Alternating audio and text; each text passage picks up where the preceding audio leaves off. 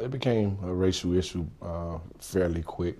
Just looking at a lot of things on social media even before the arrest, and how people were had their own perception, and how the country started getting divided over this incident. And what was amazing was the fact that through all of this, we had a dead 17-year-old on the ground, and then you had supporters of the killer of our son raising money for him, just because it was a young African American man that had been shot and killed. And so it definitely took a racial turn that divided the country. Sabrina, when you start your portion of the book, you alternate chapters together. There are a couple of quotes there from the scriptures, and I'm wondering how belief can survive an experience like the one you went through.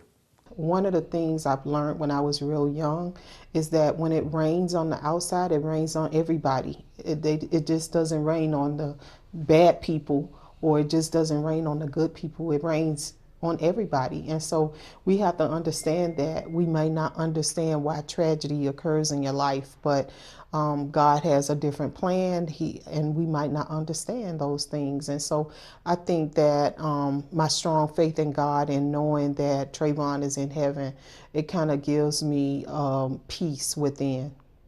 One of the things that happened in the aftermath was the emergence of the Black Lives Matter movement, wasn't it? It came to fruition after Trayvon's death, and that was attributed to African Americans just being tired of being on the short end of the stick. Black lives are the ones that are getting shot in the vehicles with your hands up with your kid in the car, or getting choked out by the police, or getting shot at a convenience store because you're playing your music too loud. These are the lives that are being taken, and so the cry is, listen, our lives matter just as much as any other nationality lives.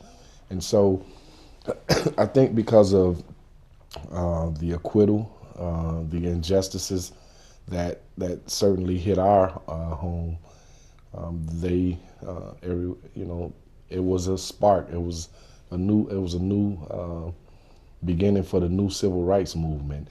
How do you think you push it forward now? Because you're campaigning, and we see that even President Obama, with all the things that happened, from Trayvon to Sandy Hook to all the other things, couldn't bring about a big change in the gun culture of this country. So how do you convince people, Sybrina, that this is not a hopeless struggle, that there is something worth fighting for here? I mean, our kids are our future. So we have to have some type of hope, and we can't just give up and say, okay, well, that's the way this country is, and we're just going to leave it just like it is. We got to do the best that we can to try to make positive change.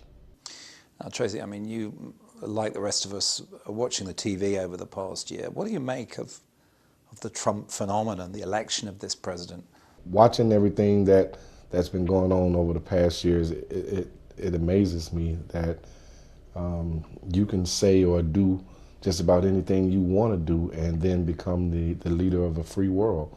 And that just goes to show the mindset of this country, the division in this country, and it doesn't speak to reality, because this isn't supposed to be a dictatorship. This is supposed to be equal rights community.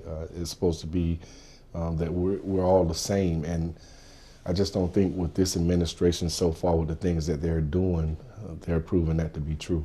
I think that we did take a few steps back. I think even though we came a long way as far as race and guns and education and everything, I think right now we have taken a few steps back. It's 5 years since Trayvon was shot. Where do you think we'll be in 5 years' time? Well, we're certainly looking at public office. We're looking at our local government to see how see which position that will be most beneficial to, and how we can bring about change in our communities, how we can bring about change in the states, and how we can bring about change in the nation. Definitely. We understand that in order to make a change, you have to be a part of the change. And it starts on your local level. And no position is too small to look into, because it is the small positions that make change. Thank you both very much. Thank you. Thank you.